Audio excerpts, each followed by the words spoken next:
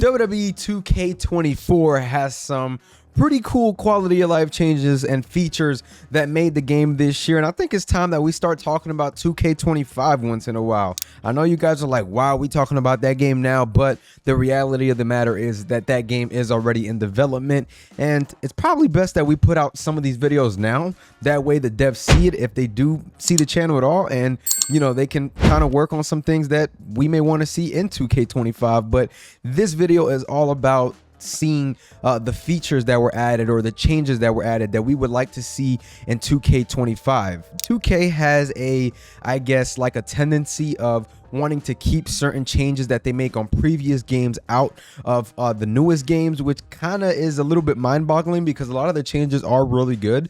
Recently, I just found out that 2K19 had a cage run-in where you could be in a steel cage match and there could be a run-in feature where a wrestler actually runs out and tries to climb the cage, which is actually pretty damn cool. And we also have another feature that was the squash match where you can control and have a squash match happen, and that's no longer in the game. And I believe last time we saw that feature as well was 2K19.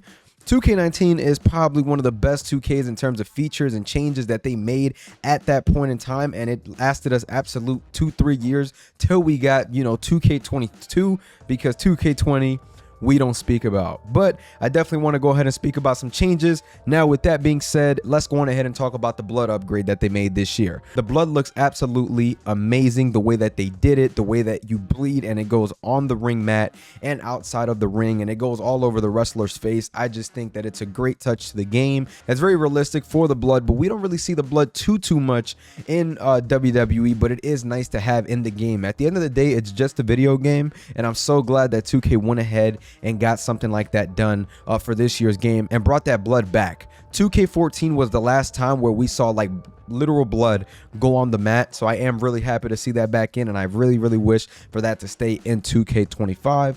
Another thing that I do have is pulling the straps down. Last time I believe we saw that was 2K19, and I keep going back to 19.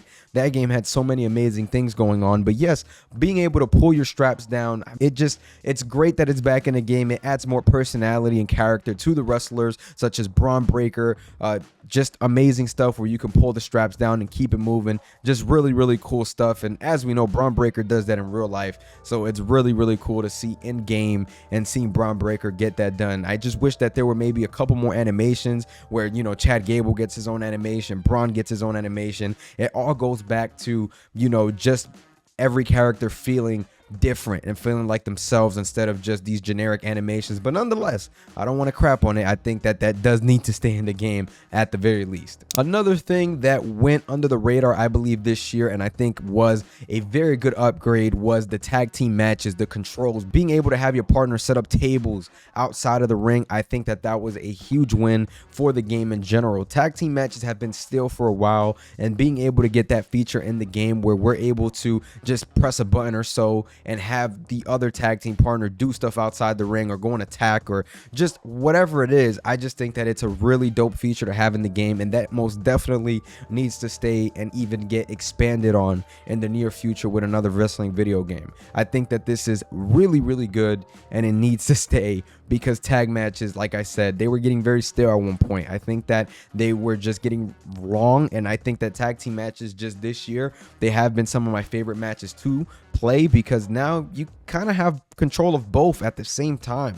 Something that we haven't really seen much before in, you know, a WWE 2K video game. So I definitely do think that that went under the radar and not as many people speak about it, and I definitely wanted to go on ahead and touch on that. Being able to go on the announce table, stand on it, and jump from it, that was something that was back in the game in 2K14.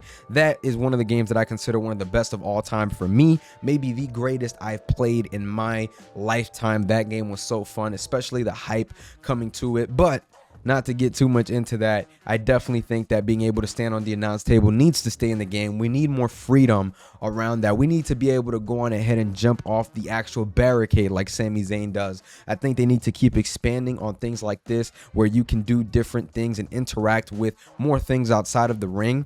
being able to do that with the announce table was something that needed to be in the game, and I'm glad they brought it back. It took them a while, but I'm glad it is back, and it's something that I definitely want to continue to see, and I definitely want to see more moves added and just less restrictions on what you can and cannot do on the announce table. Nonetheless, being able to jump from it is super dope too, so definitely wanted to touch on that.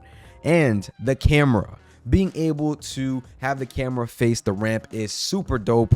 And one thing that I am a little bit upset about is that there was a patch that kind of zoomed it in a little bit more.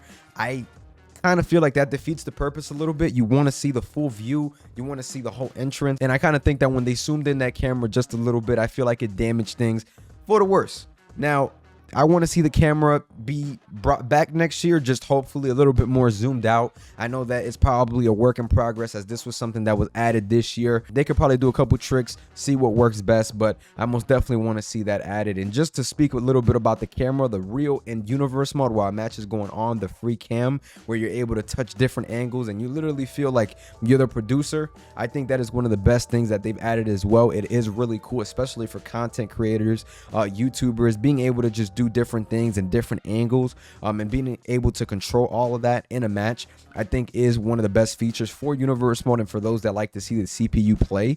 So I definitely think that that is another really cool upgrade as well. Now, if you guys have played a Royal Rumble match, you guys see that there's fireworks now and the wrestlers point at it. Those animations most definitely need to stay in the game, and I am happy that that was added for those that play Royal Rumbles and stuff. Just adds a little bit more realism to the game. I think that this game was a lot of just quality of life, more changes than ever, and I think that this is something that we're going to continue to see throughout the years, and I'm cool with that as long as we get to keep the previous steps in the game, because it always feels like we move forward 10 steps, but we're also moving backwards about 7 steps. So in reality, all we moved is 3 steps in between the last year's game and this year's game. And I think that even with the roster as well, those things need to stay. They need to stop being ripped out of the game.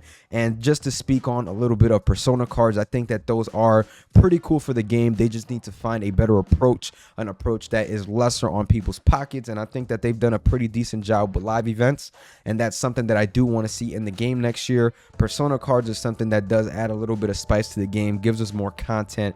I would just like to see it be more innovative and more things added with persona cards, but nonetheless, I do think that it is worth having in the game, even if it means that we're getting some wrestlers that may not be in the game. I mean, you never know. I think that 2K just needs to find the right approach, the right interest, and I think that they can get the right amount of people that they want on board with them. So I definitely want to see that mode in that persona card project succeed. But I definitely wanted to speak on a lot of these changes that, you know, we've seen in 24 and we want to see stay in 25. I think that it is highly important that we make it to the next game with a lot of these features still in the game and not cut out. That's been a very big flaw in the past, and I hope that they continue to do us right by not taking things out and taking matches out and then putting them back in a decade later like they did with the special guest referee match. I just don't think it's fair for the player. I don't think that it's fair that we have to pay for something that you guys are now marketing after we've already had it in the game before. It's almost like paying twice for something that you already had. So just my 2 cents, man. Want to go ahead and talk about that. Make sure you guys like, comment, and subscribe. Let me know a feature that's one of your favorites down below in the comments. That way 2K sees it and they keep it in the game. I'm gonna catch y'all. Peace.